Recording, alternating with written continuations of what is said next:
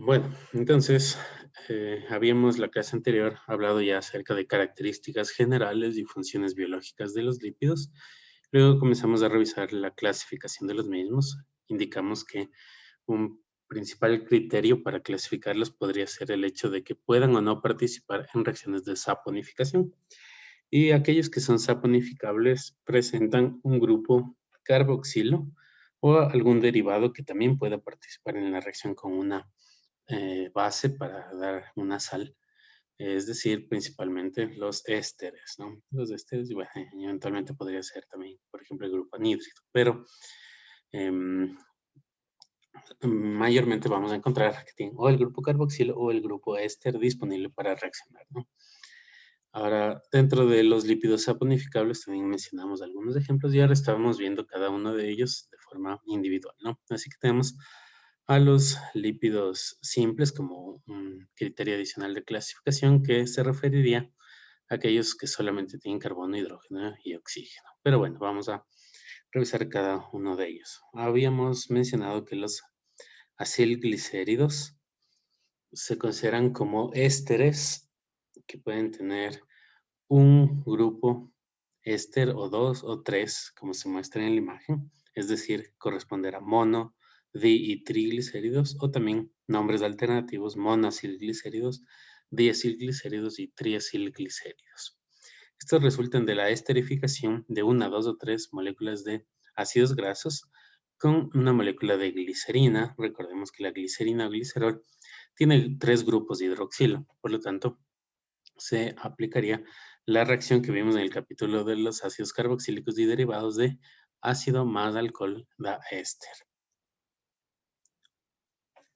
Ahora, estos son los que forman los denominados grasas y aceites.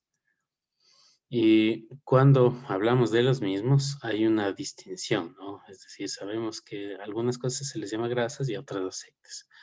¿A qué se les llama grasas? Ustedes deben darse cuenta, no conocer, que serían aquellas sustancias que a temperatura ambiente se encuentran en un estado más bien sólido, como vemos acá, como ejemplo una mantequilla o margarina, ¿no? Y en cambio los aceites serían aquellos que se encuentran en un estado líquido a temperatura ambiente, como podemos ver justamente estos productos llamados aceites. Em, Además, estos son los más abundantes en los organismos vivos, es decir, aquellos que cumplen una mayor cantidad de funciones y también participan más en los procesos o reacciones y cumplen esa función importante de ser la reserva de energía, ¿no?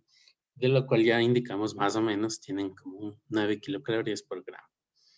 Además, forman ya los llamados tejidos adiposos en animales. Y acá abajo podríamos ver un ejemplo ya de un triglicérido. Recuerden que en cualquier momento si tienen una pregunta pueden hacerla. La parte que está aquí resaltada en un color más o menos anaranjado sería lo que se podría llamar el residuo de la glicerina. Entonces vemos los tres carbonos, ¿no? Luego está resaltado en este color gris el grupo éster, ¿no? O el enlace de tipo éster, en donde tenemos una parte que proviene del ácido y otra que provendría del alcohol. Pero bueno, aquí están los tres grupos de éster de este triglicérido. Y después, lo que varía de un triglicérido a otro es la identidad de los ácidos grasos que reaccionaron justamente para formar estos enlaces éster. ¿No? Y aquí vemos tres ejemplos de esos ácidos grasos. El ácido palmítico, como pueden ustedes observar, pueden contar el número de carbonos, tienen 2, 4, 6, 8, 10, 12, 14, 16, ¿no? 16 carbonos. Ya acá abajo tenemos al oleico que va a tener 18 carbonos y al linoleico que también tiene 18 carbonos. Esta sería una forma desarrollada de dibujarlo con excepción del último carbono y acá pues tendríamos de los otros ácidos carboxílicos. Notemos, perdón, sí, son ácidos carboxílicos, pero en este caso específico ácidos grasos, ¿no? Acá notemos una representación ya tridimensional de cada uno de estos ácidos grasos y ven que el palmítico se muestra como una sola línea, ¿no? Y prácticamente recta. Y en cambio ya el oleico presenta como un punto de cambio de dirección, ¿no? Una curvatura en su molécula. ¿A qué corresponde? Si lo relacionamos con la estructura que observamos acá, miren que se puede notar que justamente en el doble enlace es donde se produce este cambio de dirección. Y en el linoleico tenemos como dos cambios, ¿no? Uno aquí y otro acá. Entonces, esos corresponden a los dos dobles enlaces que encontramos por acá. ¿Ya? Y esto que aparentemente puede ser algo intrascendente, en realidad tiene que ver con el hecho de que un triglicérido sea una grasa o sea un aceite, o mejor dicho, una mezcla de triglicéridos sea una grasa y aceite. ¿Por qué razón? Cuando encontramos que tenemos una muy grande dominancia o prevalencia de ácidos grasos saturados, es decir, aquellos que no tienen dobles enlaces carbono-carbono, como este de aquí, ¿no es cierto? Solo enlaces simples, tienden a ser rectos, ¿no? Como vemos acá el ácido palmítico. Y cuando habláramos ya de un triglicérido, una forma de representarlo así muy, muy sencilla sería algo como esto. Miren ustedes. De esa manera, cada una de estas cadenas hidrocarbonadas queda realmente cerca una de la otra. Por lo tanto, esta molécula es más compacta gracias a las fuerzas de atracción que se dan entre unas cadenas y otras, las correspondientes a las fuerzas de Van der Waals. Entonces, se mantiene como una molécula compacta, entonces puede quedar cercana una tras otra y por eso su densidad aumenta y estas vienen a ser sólidos a temperatura ambiente. En cambio, cuando ya tenemos ácidos grasos insaturados, es decir, que tengan enlaces dobles carbono-carbono, ya pasa algo distinto. Miren cómo está el ácido oleico. Si representáramos un triglicérido formado de ácidos oleicos, una trioleína, ya la molécula, un poco por razones más o menos obvias, va a quedar algo como esto, ¿no? Digámoslo así. Entonces, ¿qué pasa? Ya no es tan compacta la molécula. Entonces ya tampoco se forman tantos fuerzas de atracción entre una cadena y la otra, de estas cadenas hidrocarbonadas, y por lo tanto quedan más separadas unas moléculas de otras también. Y por esa razón, a temperatura ambiente más bien tienden a ser líquidos. ¿Ok? Entonces, la identidad de los ácidos grasos que formen a los triglicéridos va a ser la que determine si son grasas o aceites debido a esta característica que se presenta en su estructura, ¿no?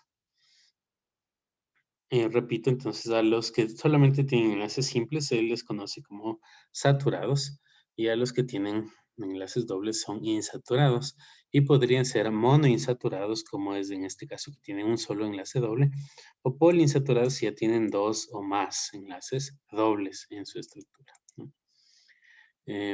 Los nombres que vamos a encontrar en los ácidos grasos tienen un poco que ver con a aquellos sitios en donde se han encontrado o en donde son abundantes, como por ejemplo palmítico, tiene que ver con palma, ¿no es cierto?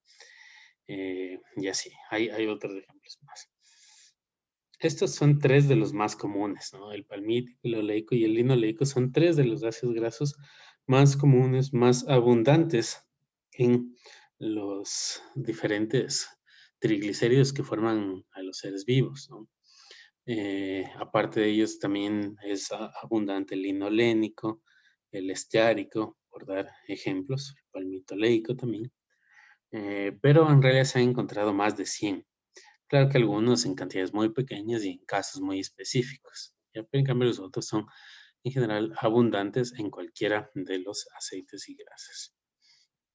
Otra cosa importante, no sé si esto lo vieron el semestre anterior, pero cuando, modernamente sobre todo, cuando se habla de aceites, grasas, un tema que siempre surge y que tiene algo que ver con la salud o con el beneficio que podrían tener estos triglicéridos para la salud, es lo que se llama omega 3, omega 6, omega 9. ¿Ya? Supongo que lo habrán escuchado antes. Entonces, ¿a qué se refiere? Recordemos que, como habíamos dicho en algún punto, eh, el carbono del grupo principal, que sería este, se considera como el primero de la cadena. Luego, el siguiente que está directamente unido se consideraría como el carbono alfa, ¿no? Es decir, en cada uno de estos casos, este sería el carbono alfa, el que está unido al grupo carboxilo, ¿sí? Y en el alfabeto griego, la primera letra es alfa, ¿no es cierto? Y la última es omega. Entonces, no importa, digamos, que el número de carbonos, más bien importa el orden desde el final, ¿no? Entonces, si el último carbono es el omega, ¿no? En cada uno de estos casos, no importa, repito, cuántos carbonos sea, pero el último se considera como el carbono omega. Entonces, si contamos desde el último, este, vamos a hacer, ¿no es cierto? Tendríamos como, aquí sería uno, 2, 3, 4, 5 y 6. Si en la sexta posición encontramos un doble enlace, este vendría a ser un omega 6, es decir, el linoleico es un ácido omega 6, ¿ya? Porque tiene el doble enlace aquí en el sexto carbono, pero desde el último, ¿no? Desde el último carbono. Entonces, digamos acá le voy a dibujar simplemente por motivos de ilustración. Entonces, si este es el 1, el 2, y acá en el 3, aquí hubiera un doble enlace, entonces este sería un omega 3. Sería un omega 3 si fuera este el caso. El de acá abajo es un omega 6. Y así, pues, en el de acá tenemos 1, 2, 3, 4, 5, 6, 7, 8 y 9. En este de acá tenemos un doble enlace en este carbono, entonces este sería un omega 9. ¿Ya? Este tema, repito, tiene bastante interés desde hace algunas décadas, porque se ha descubierto que estos ácidos grasos omega 3, omega 6, omega 9 eh, tienen relación con la formación de estos esfingolípidos que se mencionaron al inicio de este capítulo, que sobre todo constituyen el tejido del cerebro, ¿no? Gran parte del tejido del cerebro es lipídico y tiene que ver con estos ácidos grasos. Una de las razones por las cuales estos se consideran importantes, ¿no? Además, tienen relación con la formación de las lipoproteínas de alta densidad, aquellas que a veces equivocadamente se les dice colesterol bueno, ¿no? En realidad, no es colesterol propiamente, son lipoproteínas, es decir, moléculas más complejas, pero se le llama bueno porque destapa de algún modo internamente a las arterias donde se podría haber acumulado colesterol, ¿no? De eso vamos a hablar un poco más adelante. Pero aquí es importante decir que, como les decía antes, ¿no? Cuando se habla a veces de grasas, se piensa que todo es malo, ¿no? Grasa por poco ya es sinónimo de perjuicio para la salud. Pero en realidad también cumplen sus funciones, son importantes y sin ellas no funcionaríamos bien. Entonces también es necesario consumirlas en la dieta. Lo importante va a estar en que sepamos en lo posible consumir ácidos grasos, bueno, en realidad alimentos que tengan una buena calidad de lípidos, buena calidad de lípidos. Y uno de los criterios va a ser su contenido de estos ácidos grasos omega 3, omega 6, omega 9. Esto es algo que se estudia cada vez más y se conocen más y más detalles.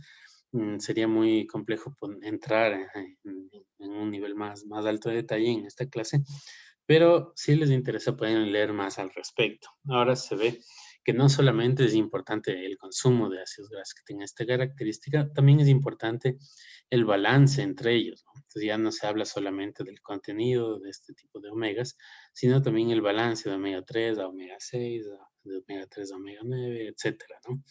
Entonces, por ahí va a ser complicado que podamos estar, ¿no es cierto?, analizando muy profundamente nuestros alimentos, cuánto tiene de cada uno de ellos, pero en cambio sí existirán recomendaciones de qué alimentos van a tener buenos contenidos de este tipo de ácidos grasos. Y entonces cuando incluimos esos alimentos en nuestra dieta y lo hacemos de forma balanceada, ya prácticamente estaríamos cumpliendo, ¿no?, con esos criterios. ¿Ya? Bueno, recuerden que si tienen preguntas pueden hacerlas en cualquier momento. Avancemos, ¿no? Acá podemos observar lo que anteriormente les decía. ¿Cómo se vería un triglicérido formado por ácidos grasos saturados, una molécula más compacta, como pueden ver acá, y por lo tanto que tiende a formar sólidos a temperatura ambiente? En cambio, acá vemos uno que estaría formado ya por ácidos insaturados, en donde ya se separan estas cadenas, entonces ya no es una molécula tan compacta, ya están más alejadas unas moléculas de otras y por lo tanto tienden más bien a formar líquidos a temperatura ambiente. Entonces tiene que ver con la composición en cuanto a ácidos grasos y aquí podemos observar unos ejemplos, ¿no? La trilaurina, que sería el triglicérido formado por 3 ácidos láuricos o los residuos de 3 ácidos láuricos. ¿Cuál es el ácido láurico? Nos ayuda esta representación que se observa aquí, ¿no? ¿Qué nos quiere decir esto? ¿Quién sabe?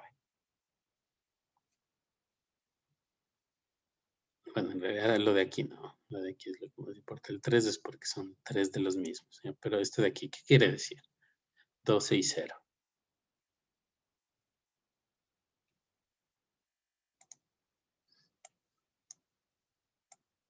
¿No? Bueno, significa que está formado por 12 carbonos y tiene 0 enlaces dobles. Este de acá, la triestearina, que corresponde al ácido esteárico, en cambio tiene 18 carbonos, 0 dobles enlaces. ¿Y qué querrá decir esto de acá? Trioleína, 3 ácidos oleicos. ¿Quién podría interpretar esto?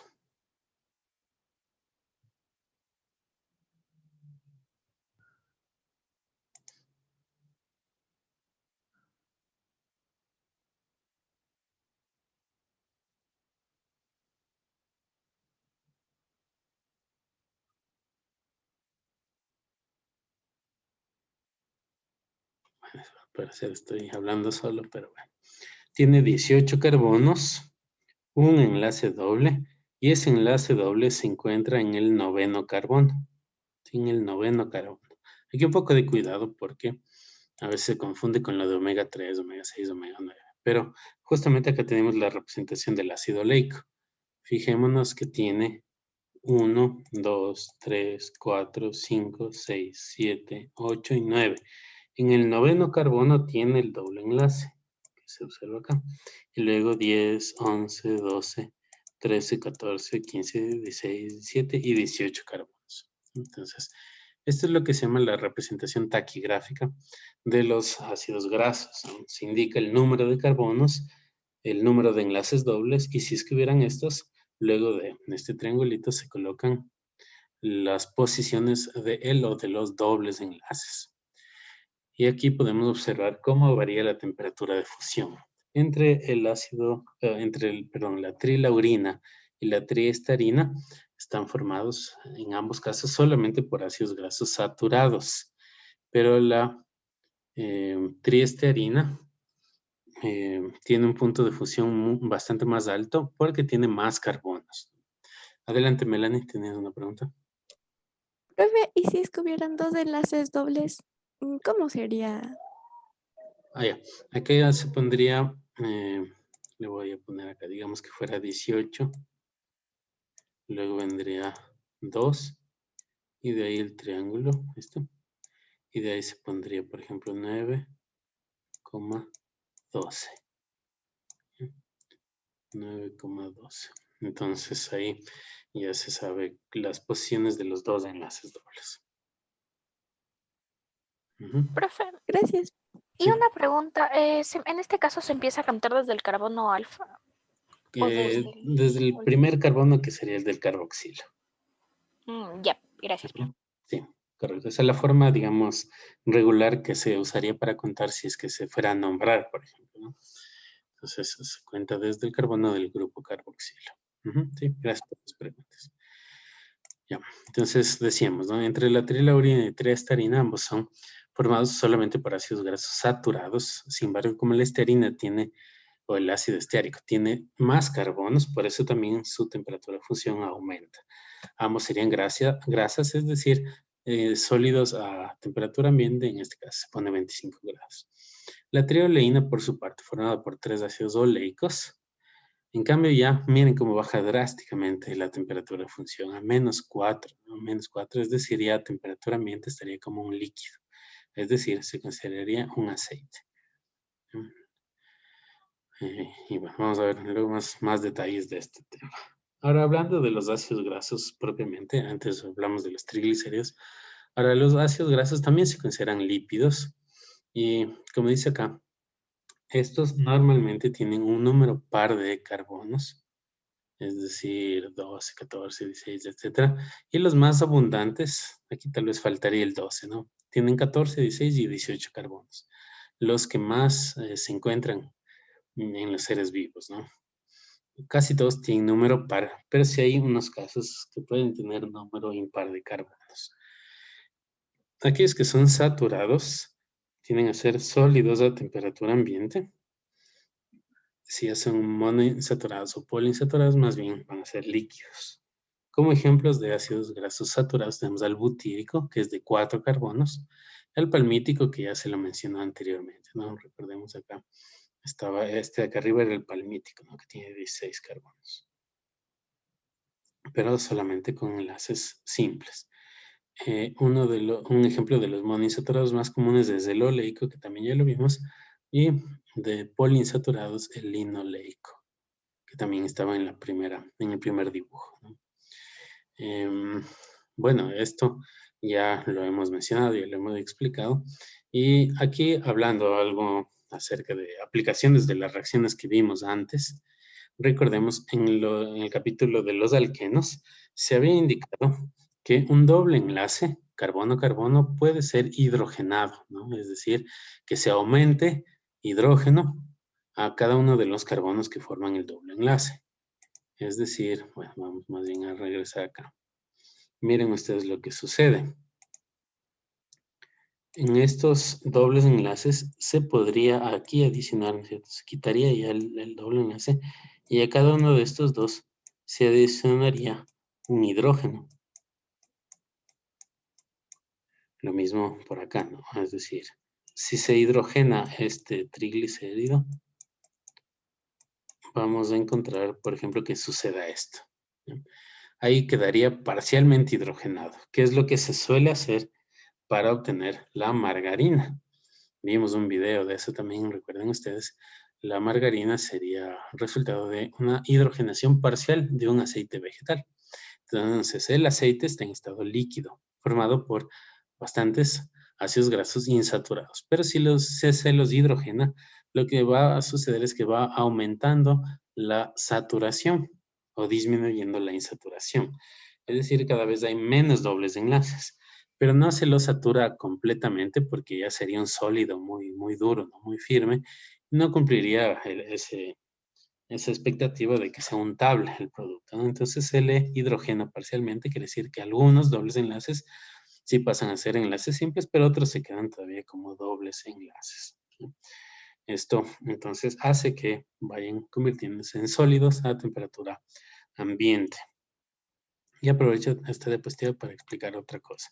Notemos que la forma en la que está dibujada el doble enlace eh, está de la forma cis, ¿no es cierto? Recordemos que los dobles enlaces pueden tener isomería geométrica de la forma cis o de la forma trans.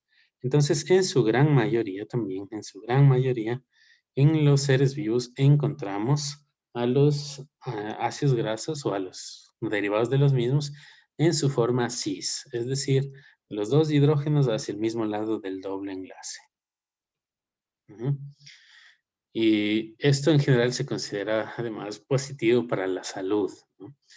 Ahora, cuando se habla de grasas trans, seguramente ustedes lo han escuchado en algún momento hablar de grasas trans, estas suelen tener un contexto más bien negativo para la salud.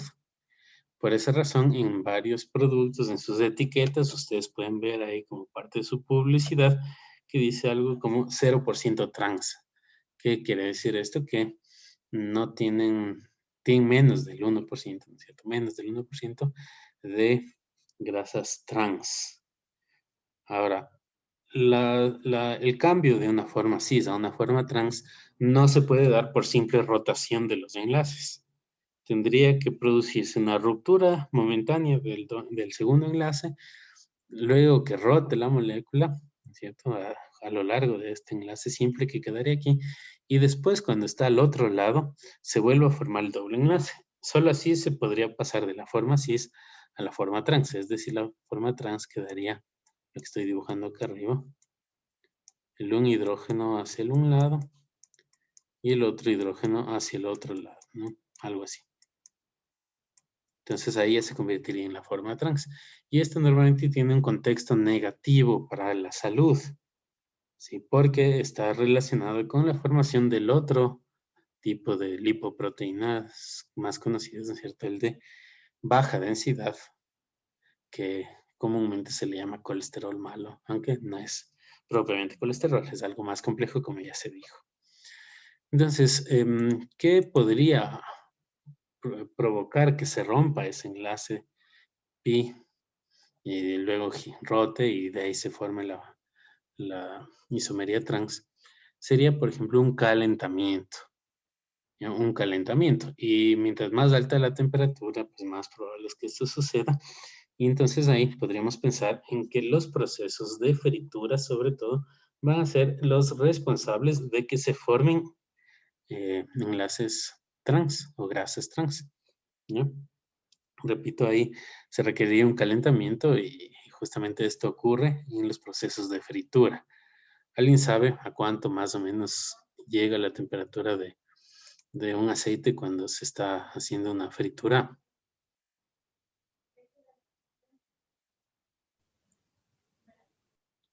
Son 200 grados centígrados, más o menos. Sí, correcto. Va por ahí, ¿no? Puede ir más o menos 180, 200, hasta más también. 220 tal vez. Porque a diferencia del agua, ¿no es cierto? Que ya hierve a los 90 grados de aquí o 100 grados a nivel del mar. Los aceites tienen puntos de evaporación, de ebullición más altos, ¿no? O puntos de humo, que en realidad por ahí se llama. Entonces, estos pueden llegar a temperaturas más altas y todavía seguir subiendo, ¿no? Entonces, por esa razón también es que cuando estamos friendo algo y ponemos el aceite ya a calentar en la sartén o en la paila y luego le ponemos un alimento, ¿qué es lo que puede pasar ahí que no es agradable y da un poco de miedo incluso? Que salten, ¿cierto? Habrán visto, si es que han freído algo y ponen algún alimento, pues algo salta ahí, ¿no? Entonces, lo que suele saltar es el agua, ¿no? Ya que si colocamos un alimento que tenga agua, entonces esta agua y si está congelado, ¿no? Se vuelve líquida. Entonces, como el agua hierve a los 100 grados y eso está como a 180 grados, entonces saltan esas gotas de agua, ¿no? Y como están muy calientes nos pueden quemar, por eso hay que tener bastante cuidado. Entonces es preferible colocar los alimentos lo más seco que se pueda, ¿no? O que no esté goteando agua porque ahí va a saltar enseguida. ¿Ya? Mejor si lo colocamos directamente sacado del congelador a la paila, ahí va a saltar menos que si le ponemos ya descongelado porque ya tiene más agua en estado líquido, ¿no? Por si acaso. Bueno, entonces en los procesos de fritura se pueden dar estas formas trans. Y hay otros problemas que más adelante los mencionaremos, pero por ahora pensemos que eso va a tener bastante relación con la calidad de los lípidos que decíamos antes. No solo es importante consumir en cantidades adecuadas, sino procurar consumir en estos alimentos grasas y aceites de buena calidad, en los cuales se va a preferir las formas cis que las formas trans y también contenido de ácidos grasos insaturados frente a los saturados. Entonces, volviendo al tema de la hidrogenación, aquí tenemos tres de los productos, alimentos, ¿no? Correspondientes a lípidos que se usa bastante en la cocina. La margarina, que justamente corresponde a la hidrogenación de aceites vegetales, hidrogenación parcial, y luego se mezcla con otras cosas, ¿no? Pero principalmente eso es la margarina. La mantequilla, que en cambio se obtiene a partir de la leche. En la leche hay un contenido más o menos alto de grasa, ¿no? Puede estar en un 6, 8% tal vez. Entonces, eso es lo que luego, cuando se separa, constituye a la crema de leche, ¿no? La crema de leche básicamente es la grasa de la leche con alguna otra cosa por ahí, ¿no? Luego, si esa crema de leche se le acidifica y se retira todo el agua que se pueda, ahí ya prácticamente se convierte en la mantequilla. Entonces la mantequilla es un derivado de la leche muy costoso en sus inicios, ¿no? Porque imagínense, era ya costoso producir leche porque no se tenían como unos grandes explotaciones ni mucha tecnificación, entonces era mucho más trabajo manual, ¿ya? Además, tal vez no hubo todavía en esos tiempos todo el mejoramiento genético que ha habido de a través de simplemente cruces, ¿no? Del ganado vacuno para que vaya produciendo más leche. Entonces, no había tanta cantidad de leche. Luego, el proceso para obtener la mantequilla era manual y es bastante forzado. No sé si alguna vez han tenido la oportunidad de hacerlo manualmente. No tiene que estar como aplastando esta crema y que vaya saliendo todo el agua. Entonces, era costoso, ¿no? Y justamente por eso se desarrolló la margarina como un sustituyente para la mantequilla. Puede haber cierta polémica y discusión al respecto de la calidad o si puede tener perjuicios para la salud, pero en todo caso se parecen física y químicamente. Creo que la mantequilla puede tener otro aroma, ¿no? Por su composición de incluir ácido butírico, que es uno de los que se indican acá, que es abundante también en la leche, por lo tanto será en la mantequilla y le da, es parte de los que le dan ese aroma característico a la mantequilla, ¿no? El ácido butírico. Y por acá tenemos un aceite, ¿no? En este caso es el aceite de oliva. Entonces, es uno de los que mejores características nutricionales tiene y se recomienda su consumo, ¿no? Va a ser beneficioso para la salud.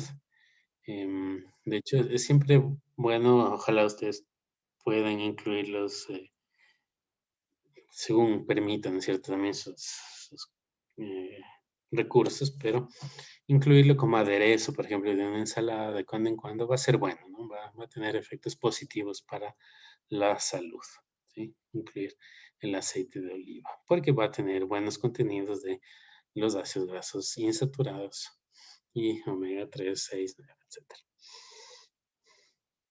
Bueno, continuando con este tema, como se decía acá, se han identificado alrededor de 100 tipos en seres vivos de ácidos grasos, pero algunos en cantidades muy pequeñas, otros en cambio muy abundantes. Los saturados se representarán así, como ustedes ven simplemente, una línea de carbonos y el grupo carboxilo en un extremo, que puede estar a la derecha, a la izquierda, no importa, pero siempre será el carbono 1. Los insaturados, en cambio, van a tener uno o más dobles enlaces y de la forma cis casi siempre. Entonces, de la representación simplificada, que es la que vemos acá, se representa de esta forma, ¿no? Así, la forma cis, ¿no? La forma cis es la que observamos aquí. ¿Cómo sería la forma trans en una representación parecida? Lo voy a hacer acá un poco rápido, así nada más para... Si tuvieran la forma trans, sería así la representación. A ver, lo voy a hacer un poquito mejor que esta. Ya. La forma trans, en cambio, se representaría así, ¿no? Con el doble enlace ahí, pensando como si fueran una especie de montañitos, ¿no? Estaría como en la ladera el enlace trans. En cambio, la forma cis es como si fuera un valle, ¿no? Una planicie. Y acá vemos, de cambio, ya una molécula que tiene 3 enlaces dobles, ¿no? 1, 2 y 3. Desde el último estaría en la posición 3, 4, 5, 6, 7, 8 y 9, ¿no?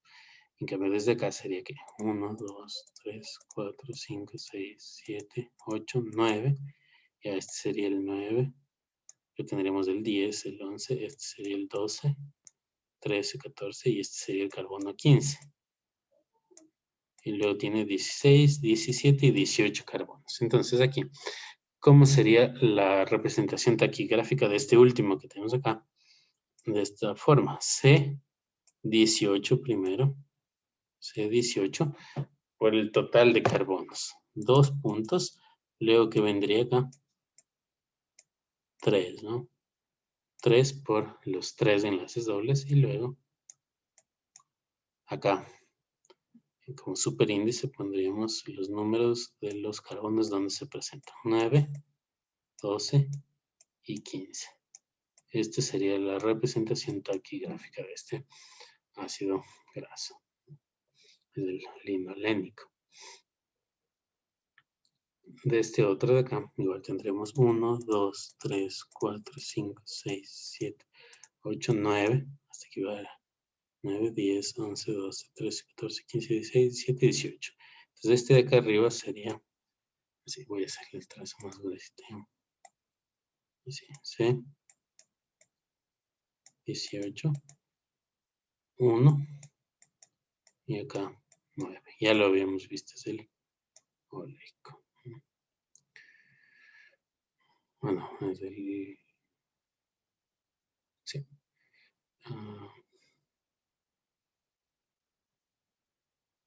Ok, listo. Bueno, en esta tabla podemos observar otros ejemplos de ácidos grasos con unos nombres conocidos y además cómo varía el punto de fusión de acuerdo al número de carbonos y el número de dobles enlaces. Si nos fijamos en los saturados, serían estos de aquí, ¿no? Todos estos tienen 0 enlaces dobles, por lo tanto son saturados. Y si vemos de arriba abajo, va aumentando el número de carbonos.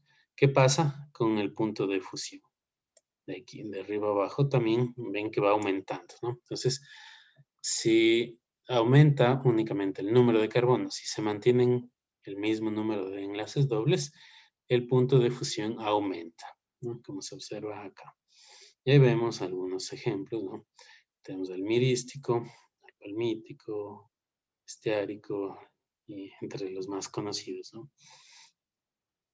Ahora, en cambio, si por ejemplo nos fijamos en estos que están aquí, todos ellos tienen 18 carbonos, pero de izquierda a derecha, es decir, en este sentido, va aumentando el número de enlaces dobles. ¿Qué sucede con el punto de fusión? En cambio ahí disminuye, ¿no? Disminuye bastante. De hecho, este es el salto más grande. De 0 enlaces dobles a 1, baja de 70 a 13 grados centígrados del punto de fusión. Entonces, un cambio muy drástico por la presencia de un solo doble enlace. Luego ya, si hay más dobles enlaces, también va disminuyendo, pero tal vez ya no es un salto tan drástico como observamos acá. Luego tenemos al esteárico, al oleico, al linoleico y al linolénico. Estos dos son los que vimos en la diapositiva anterior, ¿no? De 18 carbonos, el que tenía un doble enlace, el oleico, y el que tiene 3 enlaces dobles, que es el linolénico. Ojo con esta diferencia, es muy sutil, ¿no? A veces se confunde el linoleico con el linolénico, parecidos, pero con un doble enlace más, el linolénico.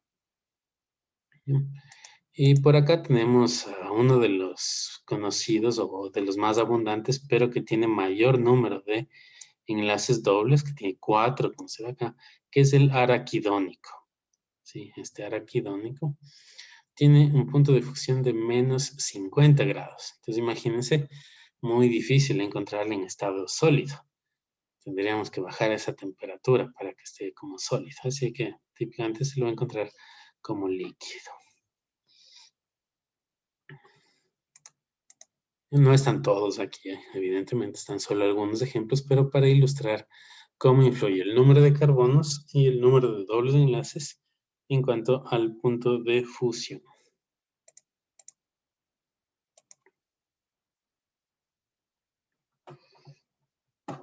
¿Qué más? En cuanto a otras propiedades como la solubilidad, podemos decir que los ácidos grasos van a tener lo que se llama una cabeza hidrofílica, que es lo que está acá, ¿no? Una cabeza hidrofílica y una cola hidrofóbica, cabeza y cola. ¿Por qué es hidrofílica la parte de acá? Porque tiene el grupo carboxilo, ¿no es cierto? Y recordemos que el grupo carboxilo, que es así, puede formar enlaces o puentes de hidrógeno, mejor dicho, ¿no? Puentes de hidrógeno. ¿Por qué razón? Porque este hidrógeno de acá podría ser, este hidrógeno de aquí puede ser cedido en un puente de hidrógeno a un oxígeno, por ejemplo, del agua, ¿no? Que sería el solvente de referencia. Si acá estuviera el agua, este hidrógeno de aquí, repito, puede ser cedido para formar el puente de hidrógeno con el oxígeno de una molécula de agua. Pero a su vez, en cambio, estos oxígenos de acá pueden recibir, ya que tienen, perdón, voy a hacer con otro color, ya que tienen pares de electrones no enlazantes, dos pares, ¿no? Cada uno de estos oxígenos tiene dos pares de electrones no enlazantes. Cada uno de ellos podría, en cambio, recibir el hidrógeno de una molécula de agua. A cada uno de ellos. Aquí solo le estoy dibujando uno, pero cada uno de estos oxígenos podría recibir dos hidrógenos, ¿no? Dos hidrógenos de una molécula de agua, es decir, formar bastantes, como ven acá, bastantes puentes de hidrógeno, ¿no? Tenemos 1, 2, 3, 4, 5 puentes de hidrógeno que podrían formarse en el grupo carboxilo, de modo que por eso resulta ser polar, porque sí tendría afinidad con el agua. Pero en cambio, la cola es normalmente mucho más grande. Entonces, la cola es todo esto, ¿no? Imagínense, frente a la cabeza, que es una parte pequeña. Por eso, normalmente son hidrofóbicos o lipofílicos, que es equivalente. Hidrofóbicos o lipofílicos, ¿ya? Pero dependería en gran parte también del tamaño de la cadena hidrocarbonada. Pensemos que fuera solamente de 4 carbonos hasta aquí, ¿no? Hasta aquí es lo que tendríamos correspondiente al butírico, por ejemplo. Entonces el butírico de pronto es más polar que uno que tenga más carbonos, ¿ya? Entonces, en general, las moléculas que presentan esta característica de tener una parte de la molécula polar y otra apolar, o una parte hidrofílica y otra parte hidrofóbica, se denominan moléculas anfipáticas, como dice acá. Es decir, una parte es afín a los solventes polares o hidrofílicos, como el agua, y en cambio otra parte es más bien afín a los solventes orgánicos, como podría ser, por ejemplo, el éter y otros tantos, ¿no? Entonces son más bien lipofílicos. Cuanto a la importancia biológica, todos ellos, los que se muestran en esta tabla, son importantes desde el punto de vista de la nutrición humana, es decir, es necesario que los consumamos porque el organismo los utiliza para diferentes procesos y además a partir de ellos se forman nuestros propios tejidos y además pueden incluso participar en otro tipo de reacciones, etc., ¿no? Pero de mayor importancia en cuanto a la dieta, aquellos que están resaltados serían los esenciales, ¿no? Miren ustedes, estos tres de aquí son esenciales, ácidos grasos esenciales. ¿Qué quiere decir eso? ¿Quién sabe o quién recuerda lo que significa que sean esenciales?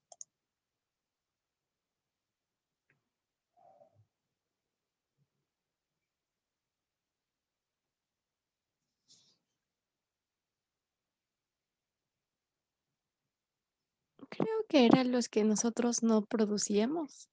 Ajá, correcto, sí, gracias. Exactamente es eso, ¿no? Que nosotros no podemos sintetizar en nuestro organismo a partir de cualquier otra cosa. Por lo tanto, la única forma de adquirirlos es en los alimentos. Ahí tenemos al linoleico, que ya lo habíamos mencionado anteriormente. Es el 18,2 y que tiene, es omega 6 además, como se muestra acá. Tiene desde el último un doble enlace en el sexto carbono. Está el alfa-linolénico, que tiene 3 dobles enlaces y es omega 3, ¿no es cierto? Desde el último tiene doble enlace en el tercer carbono. Y el araquidónico, que tiene, también ya lo mencionamos, 4 dobles enlaces y es omega 6. Estos tres no los podemos sintetizar. Entonces necesitamos consumirlos en los alimentos. Por lo tanto, sería bueno averiguar en qué alimentos se encuentran, ¿no? Y típicamente vamos a encontrarlos en estos aceites vegetales que son considerados buenos para la salud, como el propio aceite de oliva. Por ahí puede estar el araquidónico, se encuentra en el maní, por ejemplo, y en los frutos secos, Entonces, estos frutos secos como nueces, almendras, cacahuates y todos esos parecidos, macadamia, etcétera, etcétera, tienen un buen contenido de estos ácidos grasos esenciales. Así que será bueno su consumo en cantidades moderadas, ¿no? Sí, son más o menos costosos, ¿no? Entonces no hace falta comerse 1 kilo diario, ¿no? Pero cuando se pueda, sí consumirlos e incluirlos en nuestra dieta, ¿no? Estos frutos secos, repito, como nueces, almendras, macadamias y todos los similares. Ujú. Además, también se encuentran en cantidades interesantes en algunos de estos aceites nuevos o semillas retete nuevas que están teniendo bastante importancia últimamente, ¿no? Como por ejemplo la linaza. Sí, la linaza ahí en los últimos años ha ganado bastante importancia por tener un buen contenido de estos. Y adicionalmente también se encuentran los en fuentes animales, específicamente en pescados, ¿no? En ciertos pescados encontramos buenos contenidos de estos, ¿no? O por ahí, por ejemplo, en el aceite de hígado de bacalao, ¿no? Ahí también hay un buen contenido de estos tres. ¿Han tomado eso? ¿Han tomado aceite de hígado de bacalao? Supongo que sí, ¿no? ¿Y en dónde lo encontramos? En esta llamada Scotty hoy en día, ¿no? Tal vez cuando ustedes fueron niños les hicieron tomar, ¿no? Este Scotty o emulsión de Scott. Sí, si se acuerdan de eso, pueden poner ahí el pulgar para arriba o el visto, si es que les dieron.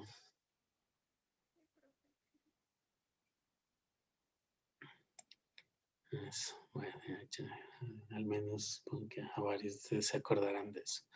No sé si Jocelyn iba a decir algo. No, pero Ah, ya. Ok, bueno, entonces probablemente les dijeron que era para que crezcan o algo así, ¿no es cierto? No es tanto para eso. En realidad, sí es un buen suplemento alimenticio y más que todo es porque provee estos ácidos grasos esenciales. Y eso tiene que ver con un buen desarrollo del cerebro. Así que a pesar de que tal vez a algunos de ustedes no les haya gustado mucho, pero sí, seguramente tuvo alguna contribución en un desarrollo normal, ¿no es cierto?, del cerebro, ¿no? Y pensemos que hoy en día a ustedes ya les tocó mejor, ¿no? Porque ya no es tan feo, ¿no? Esa emulsión de escudo, incluso a alguien de ustedes puede ser que le guste, ¿no? Pero antes era peor. Cuando yo era pequeño, había una versión preliminar que era más bien bastante desagradable el sabor, ¿no? Igual era una emulsión, ¿no es cierto? Una emulsión significa que es una mezcla de compuestos hidrofóbicos con hidrofílicos. ¿Cuáles son los hidrofílicos? Puede ahí propiamente haber agua o algún otro líquido como leche, yo qué sé. Y en cambio los hidrofóbicos son los lípidos. Entonces ahí tenemos en la emulsión de Scott el aceite de hígado de bacalao mezclado pues con agua y algunos otros componentes polares. Entonces hay algunos agentes emulsificantes que permiten que sea una mezcla homogénea, ¿ya? Por si acaso. Pero bueno, entonces les decía, antes tenía un sabor bastante más desagradable. Y si de pronto ustedes preguntan a sus padres o algún conocido que tengan de una edad más avanzada, em, antes era peor porque les daban directamente el aceite de hígado de bacalao, ¿no? Purito. Eso tenían que tomarse, ¿no? Imagínense, bastante desagradable el sabor. Aunque podría haber a alguien que le haya gustado, pero en realidad más bien era poco agradable. Por eso, como a los niños no les gustaba, fueron desarrollando estas nuevas formulaciones, estas emulsiones que en algo mejoran el sabor, ¿no? Pero van a ser fuentes de estos tres. Ahora los otros dice que son semiesenciales. ¿Eso qué significa? Es que sí los podemos producir, pero a partir de otros ácidos grasos, ¿no? Entonces, eh, por lo tanto, también es importante tomar en cuenta que los estemos incluyendo en nuestros alimentos. Y noten que incluso hay 4 que son saturados, ¿no? Estos 4 de acá arriba, láurico, mirístico, palmítico y esteárico, son saturados. Pero la ventaja es que, como son de los más abundantes en los alimentos, no es que tenemos que preocuparnos mucho por incluir en la dieta el palmítico, el esteárico, el láurico, porque están casi siempre presentes. en porcentajes más pequeños, más grandes, 5, 10, 15%, pero normalmente ya se encuentran en los aceites vegetales, así que no es tanta preocupación como los otros, ¿no? Que son los que están resaltados. Ujú. Bueno. Avanzando un poco ya hacia otro tipo de lípidos, tenemos a las ceras. Anteriormente hablamos de ácidos grasos, de los triacilgliceroles, de triacilglicéridos, y ahora pasamos a las ceras. Estos, desde el punto de vista químico, pueden definirse como ésteres, ojo con esto, de ácidos grasos de cadena larga. Esto de cadena larga quiere decir de 16, 22, 30, 36 carbonos, ¿no? Con alcoholes también de cadena larga. Igual estaríamos hablando de 18, 20, 24, 30 carbonos. Es decir, son justamente estas ceras se presentan normalmente como sólidos, ¿sí? Como sólidos a temperatura ambiente por el gran número de carbonos que tienen. ¿Sí? Ya que tiene tantos carbonos, su punto de fusión es alto, será de unos 60, 70, 80 grados o más. Entonces, por eso a temperatura ambiente están como sólidos. Además de ser insolubles en agua, justamente por la gran cantidad de carbonos, hace que predomine su naturaleza hidrofóbica frente a la hidrofílica, que solamente estaría en el grupo éster. El grupo éster tiene la capacidad de formar puentes de hidrógeno solo a través de los oxígenos, porque ya no está el hidrógeno, ¿no? Del OH, ya no está ese hidrógeno. Así que todavía es bastante menos polar que el grupo carboxilo, pero además, considerando toda la cadena, la parte hidrofílica será una partecita muy pequeña con respecto a la hidrofóbica, que es muy grande. ¿Qué funciones tiene? Una muy importante es proporcionar impermeabilidad al agua. Lo podemos ver eso en muchas plantas, en las hojas o en los propios frutos. Si nos hemos fijado, una manzana, cuando la queremos lavar, ¿qué va a suceder con el agua? Como que resbala, ¿no? Imagina que lo habrán visto alguna vez. El agua resbala, ¿no? No es que se queda, que se absorbe o que penetra o que se queda ahí, ¿no? Sino más bien resbala justamente por tener esta capa cerosa que le da impermeabilidad. Entonces, lavar sí ayuda a remover cualquier cosa que esté en la superficie, pero igual esa agua es como que resbala por esta característica, esta condición de las ceras ser impermeables o hidrofóbicas, ¿no? Esto tiene dos contextos importantes. Primero, evita que se moje, como ya dijimos, o que absorba esa agua. Esto es importante en la naturaleza. Por ejemplo, en las plantas, ¿no? Sus hojas están cubiertas por esta cera. Entonces, cuando llueve, el agua también resbala. Y eso hace que no se absorba, que no se quede ahí acumulado, porque si eso sucedería, las plantas se caerían con el peso, ¿no? Del agua que está cayendo, ¿ya? Y también la impermeabilidad no solo es para el ingreso del agua, sino también para la salida. Asimismo, esta capa evita que las plantas pierdan el agua que tienen en su interior. Si no tuvieran esta cubierta, se evaporaría muy rápido el agua. Entonces, gracias a ello, el agua solo puede salir por los estomas. Entonces, puede mantener su equilibrio hídrico, ¿no? Por otro lado, también, ya hablando sobre todo de los frutos, además, esta cera es una protección ante el ataque de microorganismos. Si una fruta se encuentra así con su capa externa intacta, no va a sufrir ataque de microorganismos, es decir, no se van a generar pudriciones, ¿ya? Pero si ya, por ejemplo, hay un corte, ahí primero se va a oxidar, ¿no es cierto? Se va a hacer negrito, pero luego también ahí va a ser un sitio en donde puedan crecer, sobre todo hongos.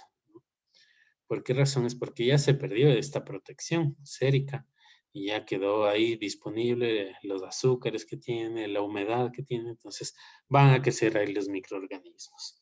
Por lo tanto, también hay tratamientos post cosecha que consisten en cubrir con cera o se puede poner una capa de cera, digamos así, una cera comestible adicional que proteja mejor. Las manzanas, si ustedes se fijan, pueden durar bastante tiempo, ¿no? Sin necesidad de refrigeración, ¿ya? Y gran parte es de esta cera, ¿no? Ahora, con el tiempo, evidentemente, sí, algo de humedad se va perdiendo. Es lento el proceso, pero algo de humedad se va perdiendo. Por eso, de lo que en algún punto está como tersa esta piel de la fruta, luego se empieza a hacer como ya un poco arrugada, ¿no? Es porque se ha perdido. Entonces, esa humedad. Y eso eventualmente puede generar también ya unas pequeñas resquebrajaduras, las cuales ya luego pueden producir el crecimiento de algún microorganismo o permitir, mejor dicho, el crecimiento de algún microorganismo. Bueno, también pueden dar un brillo, ¿no?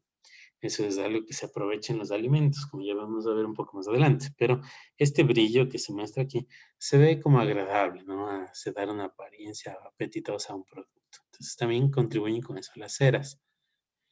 Ahora, en funciones biológicas adicionales, cuando hablamos de animales, sus plumas, por ejemplo, su pelaje y nuestra propia piel, está cubierta por unos tipos de cera, ¿no?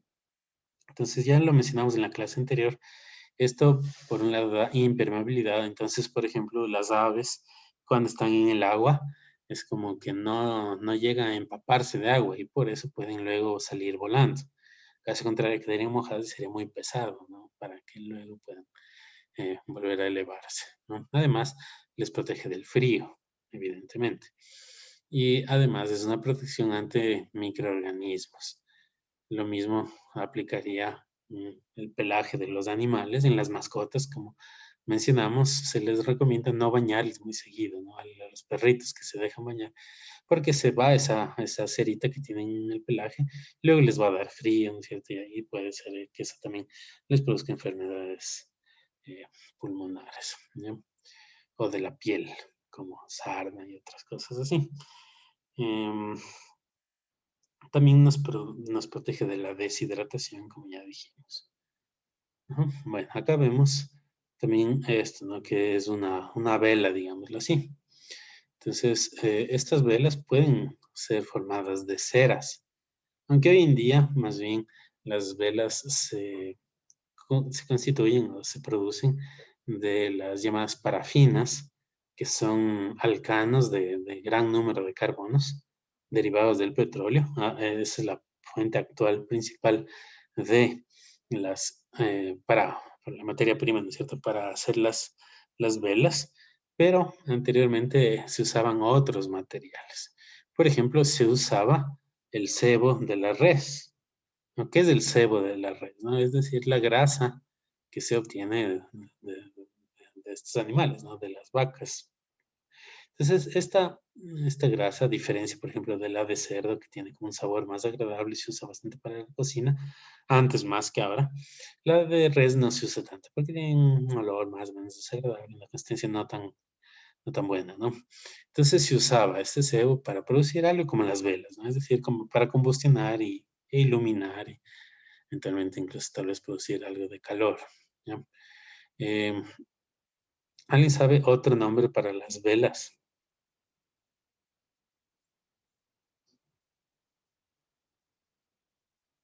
¿Cómo les dicen o decían?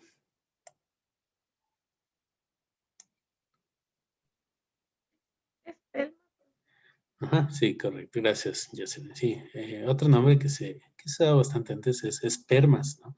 No sé si alguna vez se preguntaron por qué se llaman espermas. Puede sonar a otra cosa, ¿no es cierto? Espermas puede recordarnos a espermatozoides, algo por el estilo, pero en realidad no tiene nada que ver con eso. Pero sí tiene que ver con la fuente que se usaba para producirlas. Y es que se usaba la llamada esperma de ballena.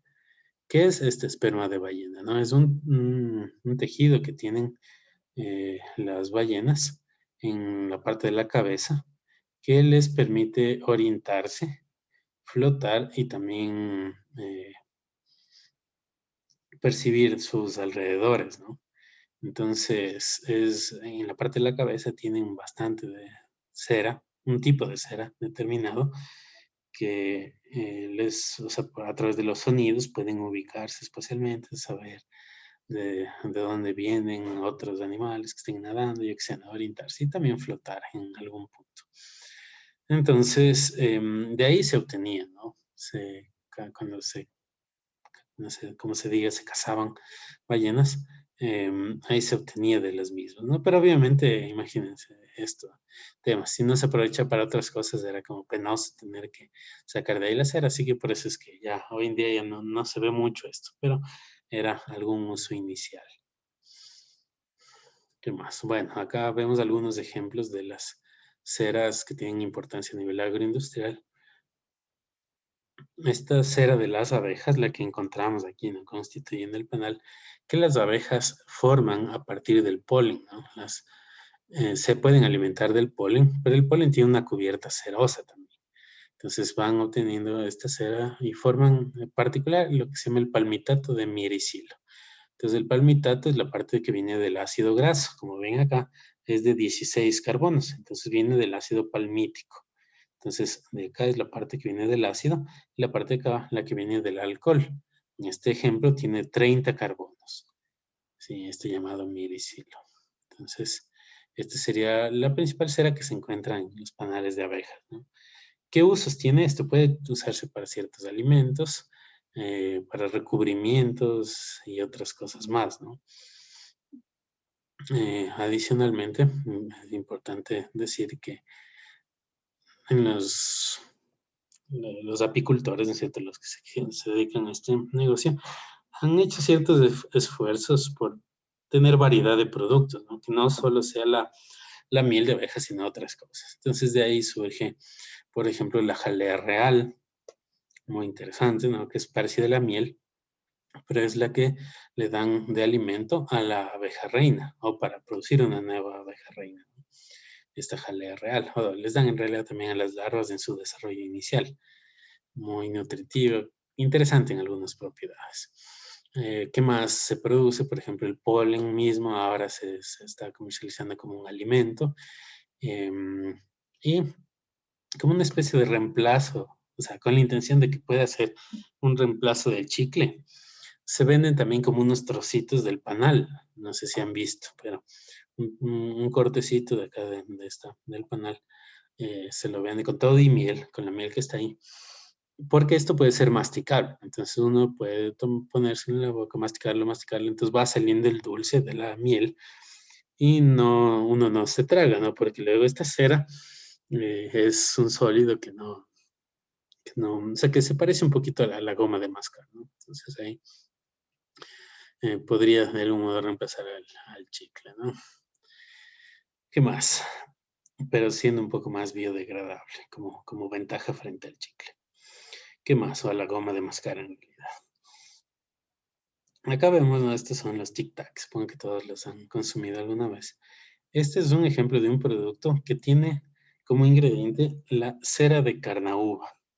¿Sí? La cera de carnaúba, una cera muy utilizada en varios alimentos, sobre todo en golosinas, ¿no? En varias golosinas. ¿Qué funciones cumple esta cera de carnaúba? Primero puede dar consistencia al producto y hacerle como masticable, así medio como pegajoso, que suele resultar agradable, ¿no? Ante lo que estamos masticando, ¿no? Pero adicionalmente le brinda un brillo y una textura como lisa alrededor. Entonces luego observamos esto en los Tic Tac, por ejemplo. Si ustedes se fijan cómo son estos caramelitos, estos dulces, eh, son brillantes, ¿no? Entonces ese brillo, esa parte, esa eh, apariencia que tiene, se da gracias a la cera de carnauba. También la encontramos en otros alimentos. Si ustedes tienen en su casa, les invitaré a que lo vean, ¿no? Pero ahí estarían incluidos, por ejemplo, los de M&M o sus parecidos, ¿no? Que acá tenemos unos que se llaman Rocklets eh, y así, ¿no? También se encuentra en estos caramelitos que se llaman Sparkies. ¿Sí? ¿Se han probado todos? Espero que sí. Pues Sparkies también, ¿no? Entonces, muy comúnmente en estas golosinas que son masticables, que son así como lisas, se encuentra la cera de carnaúba y también se lo encuentra en los que se llaman pupitos.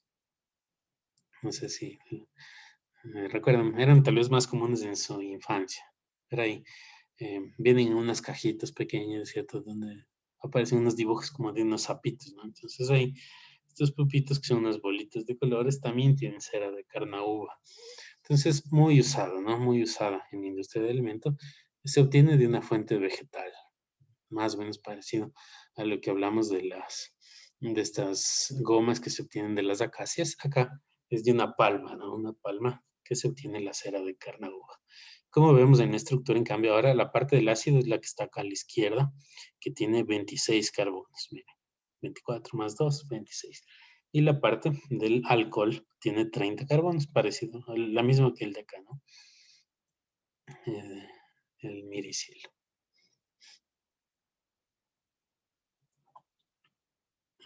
Bueno, estos también son saponificables de alguna manera porque el grupo éster podría igual reaccionar para dar como resultado una sal sódica o potásica cuando se rompe este enlace éster, ¿no? Entonces se uniría acá el sodio, quedaría como, por ejemplo, en el caso de acá, un palmitato de sodio y el alcohol saldría, ¿no? Por otro lado, volviendo a ser un alcohol. Ok, pasando a los lípidos complejos, que serían aquellos que en su estructura no solamente presentan una parte proveniente de un ácido y una parte proveniente de un alcohol, sino que tienen otros materiales de inicio, o además de ello, otros átomos como el nitrógeno, el fósforo, el sodio o algún glúcido, ¿sí? Ya serían considerados como lípidos complejos. Entonces, estos, por ejemplo, son aquellos que constituyen las membranas biológicas. Vamos a ver varios ejemplos. Los más abundantes son los fosfolípidos. Estos son los que forman la bicapa lipídica de las células, ¿no? Es decir, esta llamada membrana celular. Entonces, el nombre ya nos da a entender que en su estructura presentan un grupo fosfato, de ahí el nombre de fosfolípidos. Miren la estructura general de ellos. Se parece bastante a un triglicérido, es decir, la parte de aquí corresponde al residuo de la glicerina, el residuo de la glicerina, de los 3 carbonos. Solamente que se une a 2 ácidos grasos, pero en el otro carbono, en lugar de unirse así, bueno, pues que hay un error en esta molécula. Acá hay un enlace también éster, pero estos son éster orgánicos. Este es un éster fosfórico, porque está el fosfato aquí. Y a su vez el fosfato se une a alguna otra molécula, que esta es la que, además de los ácidos grasos, serían los que varían de un fosfolípido a otro. Esta molécula orgánica de acá, o polar, relativamente polar, varía asimismo como los ácidos grasos de un fosfolípido a otro. Este sería entonces un fosfoglicérido porque también se deriva de la glicerina. Pero en lugar de tener 3 ácidos grasos, repito, tiene un enlace éster fosfórico y acá alguna otra molécula polar. Entonces ahora la cabeza polar es bastante más grande de lo que se había observado pues en los triglicéridos o en los propios ácidos grasos. Miren ustedes, acá prácticamente todo esto se podría incluir a lo de acá también, ¿no? Pero bueno, principalmente lo de aquí sería la cabeza polar y ahora tiene más posibilidades de formar enlaces puentes de hidrógeno con el agua. Cada uno de estos oxígenos le serviría, el nitrógeno de acá también, y estos otros, ¿no? Estos otros oxígenos de acá también le permitirían formar puentes de hidrógeno con el agua. Entonces, es un poco más fuerte la naturaleza polar de la cabeza polar, valga la redundancia. En cambio, va a tener colas no polares o colas hidrofóbicas.